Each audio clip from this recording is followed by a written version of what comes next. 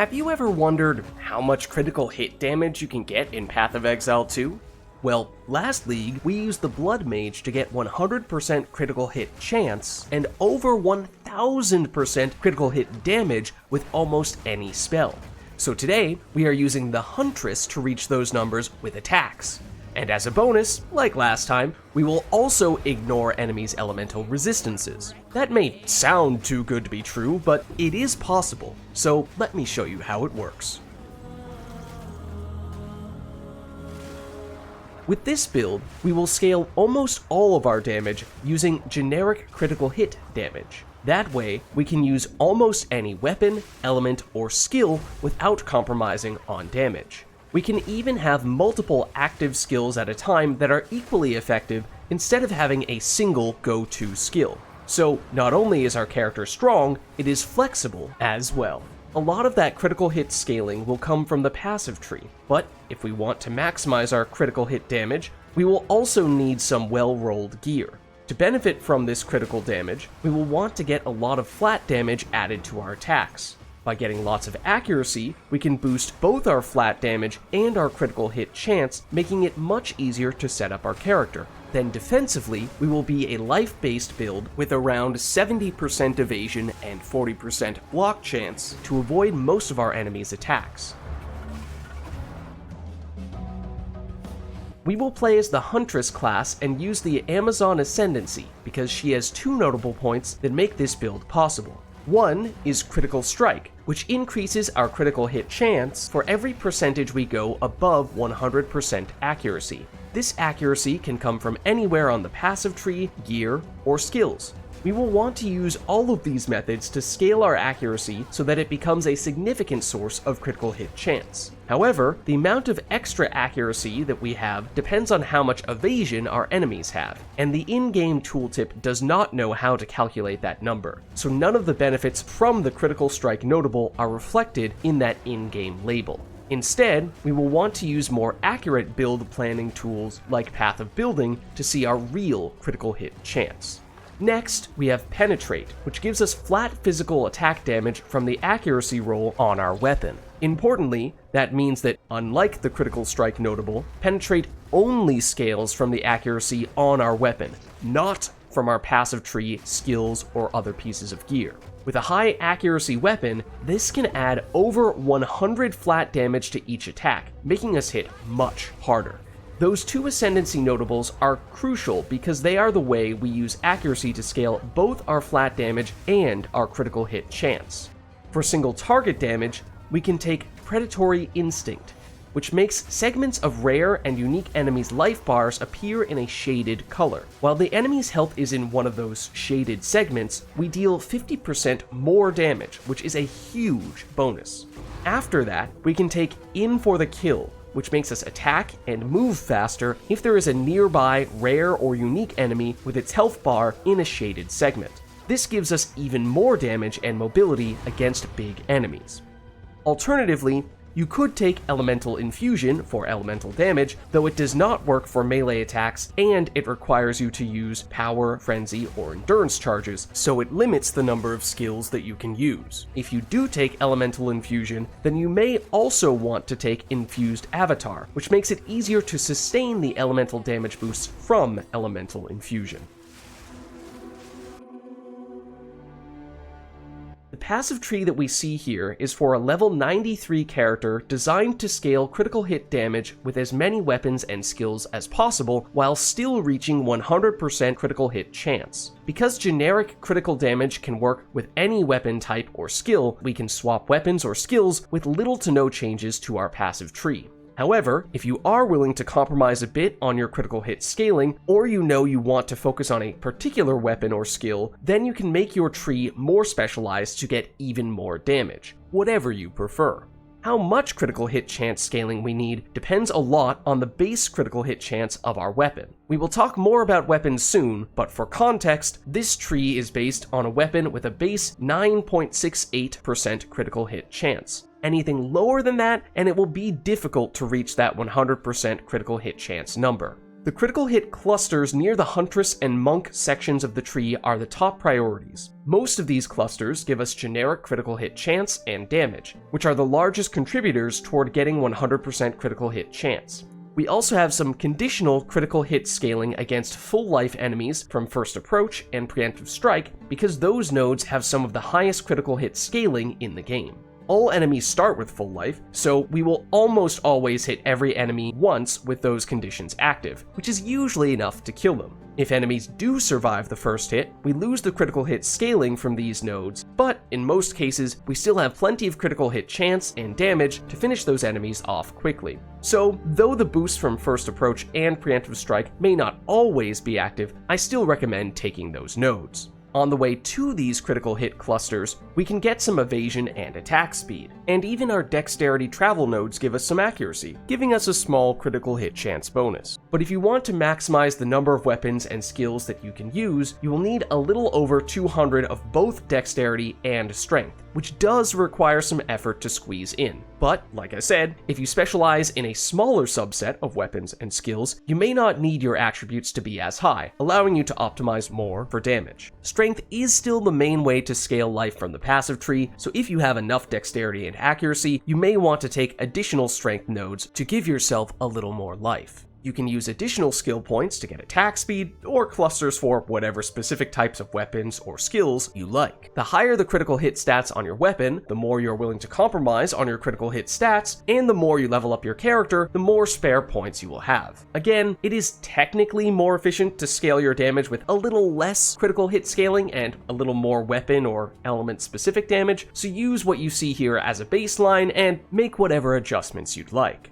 It is possible to have a few skill points that automatically switch when you swap to your second weapon set, allowing you to make some weapon-specific adjustments. One thing to consider is that if your weapons have different base critical hit chances, you probably won't need as much critical hit chance scaling with your higher base critical hit chance weapon. In this case, you could use the weapon set specific adjustments to remove a few critical hit chance nodes from your higher base critical hit chance weapon, then spend those points elsewhere. In my case, doing that allowed me to get a little more attack speed with my higher base critical hit chance weapon, while still keeping a 100% critical hit chance. For jewels, you can either use sapphires or emeralds. Sapphires are great because you can get both critical hit chance and critical hit damage, plus magnitude of ignite, magnitude of damaging ailments when you deal a critical hit, elemental damage, and cold damage.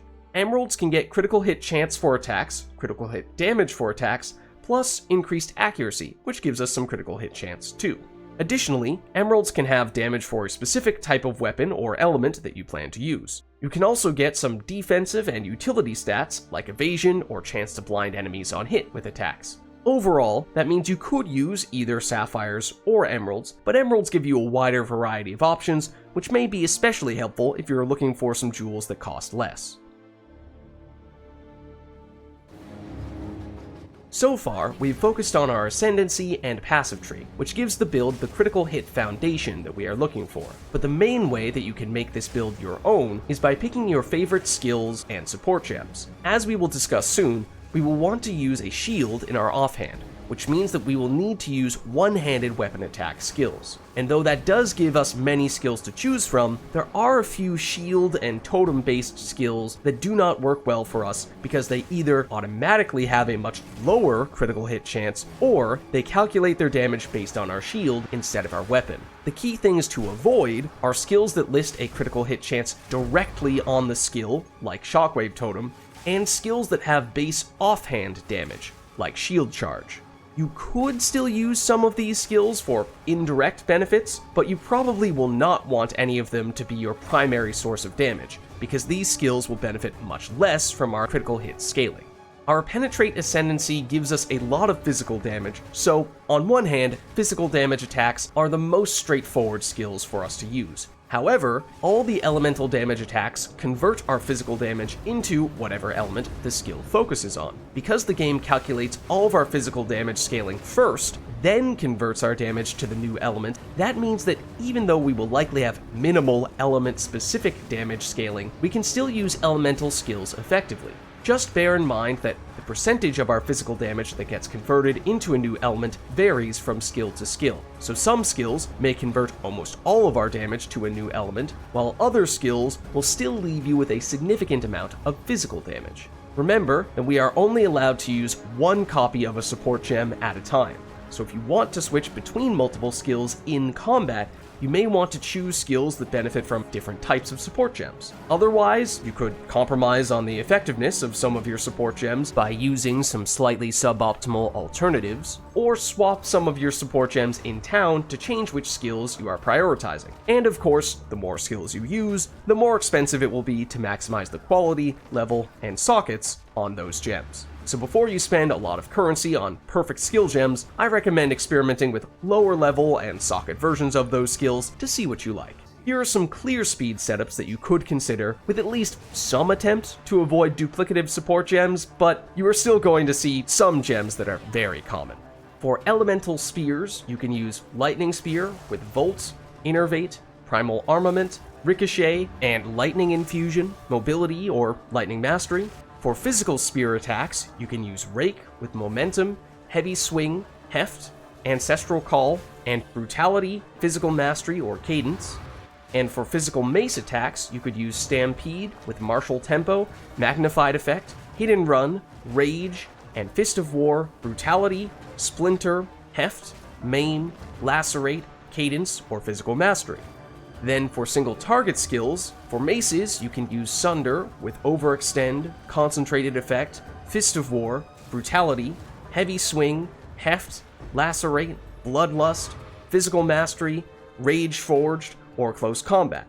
Then for spears, you can use Spear of Solaris with Fire Infusion, Fire Mastery, and Overextend, Primal Armament, Momentum, Concentrated Effect, or Culling Strike. Just note that even in Path of Building, some of the benefits from these support gems don't get accurately reflected. Then for spirit gems, starting with offensive options, there is War Banner, which, once it charges from either getting kills or standing near unique bosses, gives attack damage and accuracy when you place it. The quality is important because that will give us more damage, but it does not benefit much from support gems. We can use Trinity, which gives us more elemental damage, and works best if we are alternating between which elements we use, but it does still work even if you're just using one element. Though, because it costs 100 spirit, it's hard to put support gems on it. So alternatively, you could use Herald of Thunder, which you could use with Precision, Elemental Focus, Maim, and Blind. Then on the physical side, you could use Herald of Blood with Lacerate, Envenom, Commiserate, Blind, and or Maim. Then for defensive and utility options, we have Wind Dancer for some additional evasion, which you can combine with Lacerate, Commiserate, Maim, Blind, Precision, Vitality, and or Cannibalism. Time of Need for healing and ailment removal with Fast Forward, Precision, and or Herbalism, or even Tame Beast Companion, if you find an enemy beast with a nice aura. Then there are also some miscellaneous setup skills to help maximize your damage, but they would take up more of your potentially limited skill gem slots. As long as you're not using a Brutality support gem that removes all of your elemental damage, you could use Infernal Cry with Fist of War, Enraged Warcry, Raging Cry, Murderous Intent, and or Second Wind to get lots of added fire damage to one or more attacks, even if Path of Building doesn't know how to show that. Then to get or maintain Rage, you can use either Orb of Storms or Solar Orb. The level doesn't matter for this because this is all about the support gems, not the direct skill damage, with Font of Rage, and less importantly, Font of Blood and or Font of Mana. As I was saying, you may have noticed some recurring skill gems, but ultimately, which skills you use, and how you use them, is a matter of personal preference. And though there may be support gem limitations, the addition of new support gems, and new active skills that benefit from different support gems, will make this less of an issue as time goes on. Overall, as with many critical hit-based builds, our gear is going to be fairly expensive. This is because, in addition to the typical defensive stats that most characters want, we will also want some critical hit stats. Once again, if you are willing to compromise a bit on those critical hit stats, you may be able to save some currency.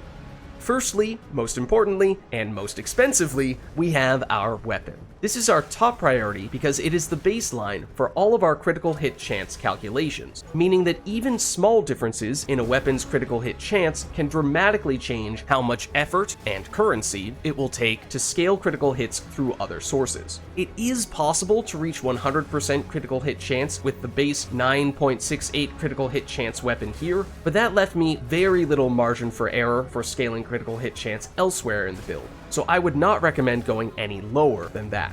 Similarly, getting critical hit damage on our weapon is also very impactful. Because the Penetrate Ascendancy gives us extra flat physical damage from the accuracy rating on our weapon, it is extremely important for us to get a high accuracy roll. For context, it may give you 4 to 5 times better damage than a traditional flat physical damage roll, though it is still possible and generally optimal to get both. Mathematically, this is important because it gives us a big number to multiply with all of our critical hit damage scaling. It also means that in most cases, the optimal rune for our weapon is a vision rune for even more accuracy scaling, because the accuracy from the rune still benefits from Penetrate. After that, we prioritize basic damage boosting stats like increased physical damage, added flat physical damage, and attack speed. You can take elemental damage stats, but they are much harder than physical damage to convert to other elements. And that may be a factor if you want to use lots of skills with different elements without leaving some skills far less optimized than others. But if you do have a specific element that you want to use, you can trade flexibility for power. One way you can get the best of both worlds is to have 2 weapons. This allows us to make our weapons a little more specialized for a specific type of skill, then swap to whichever weapon is best for each attack. It is also worth noting that although you may associate the Huntress class with using spears, we can use any type of one-handed weapon as long as it still has the types of stats that we're looking for. Just remember that if your weapons have much different base critical hit chance ratings, then you may want to use weapon set passive tree adjustments to avoid having one weapon with over 100% critical hit chance. Regardless of what approach you take, your weapon is your most important piece of gear, so if you are going to splurge on an item, this should be it. If you are looking to save currency, then I recommend using only one weapon. For your helmet, chestplate, gloves, and boots, we will use rare gear with evasion and life in the prefix slots and resistances in the suffix slots. We can also get critical hit chance as a suffix on our helmet and critical hit damage as a suffix on our gloves. Doing so makes it easier to reach 100% critical hit chance and reach arbitrarily large critical hit damage numbers. But doing so is not strictly necessary and does make it more challenging and expensive to squeeze in enough resistances in the remaining suffix slots. With the critical strike ascendancy, we can also use accuracy as a prefix on our helmet and gloves to scale our critical hit chance a little more, though this is more of a luxury because it is generally less efficient than pure critical hit rolls. Then, just on your gloves, you can also get added attack damage in the prefix slot and attack speed in the suffix slot. We can also use rune sockets to further patch up our resistances, reach attribute requirements, boost life, or increase evasion. Your belt and rings are good places to load up on life and whatever resistances you still need. Rare rings cannot get critical hit rolls, but they are another place where you can pick up more accuracy, which can translate to more critical hit chance, especially if you boost the rings with attack quality from Reaver catalysts. If you are willing to spend a little more, then you can also use rings for added damage to attacks. Alternatively, if you got enough resistances on your other pieces of gear, you can use the Gifts from Above unique ring, which scales critical hit chance more efficiently than rare rings. For our shield, we will want to use the unique item Lycosidae to double our accuracy rating. After crunching some numbers on Path of Building, I found that unless I used this shield, increasing my critical hit chance with accuracy on my passive tree, rings, and armor still was not good enough to be worthwhile. So this shield is critically important to make that accuracy more meaningful. The accuracy mod never changes, so the main role that we care about is the block chance, which we can potentially get even higher with a corruption. Our amulet can vary depending on what types of skills we want to use. If we want to use physical skills, then we want a rare amulet with some combination of critical hit chance, critical hit damage, life, accuracy, resistances, and evasion. If we plan on using elemental damage, then the unique amulet, Beacon of Aziz, is extremely powerful because it ignores enemies' resistances when we get critical hits, which, with our build, should be almost all of the time.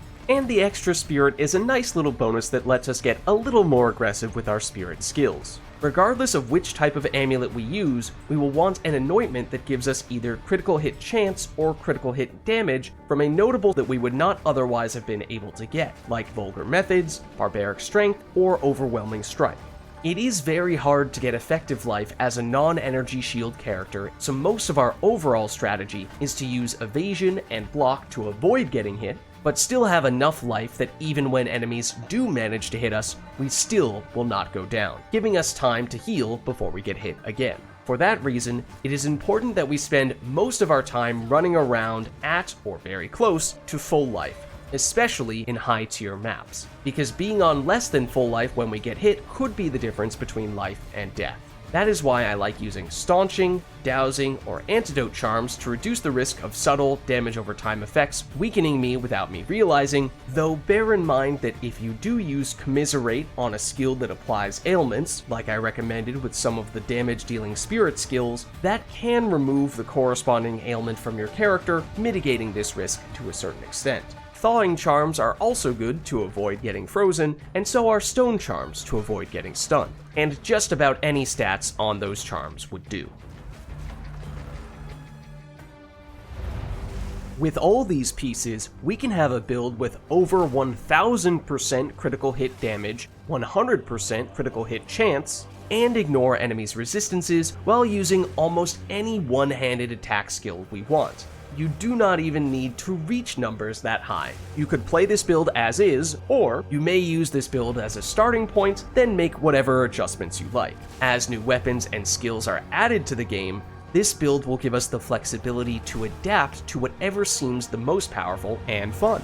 Pay particular attention to any new weapon categories that have accuracy implicit stats, like swords do in Path of Exile 1. Those would be especially good when combined with the Amazon Ascendancy. We should also watch for any changes to that Ascendancy, particularly the Critical Strike and Penetrate notables, given how important those are to the build. We would also be affected by changes to the passive tree pathing efficiency and/or the effectiveness of critical hit clusters. New unique items could also provide additional options in the future if they help us scale critical hits. So, even as items and mechanics are added, rebalanced, or reworked, we should still be able to use this build as a foundation, then mold it to the meta and our personal preferences. And if you like going all out on critical hits, but prefer a simpler or spell-centric approach, then check out our previous Omni-Crit Blood Mage build.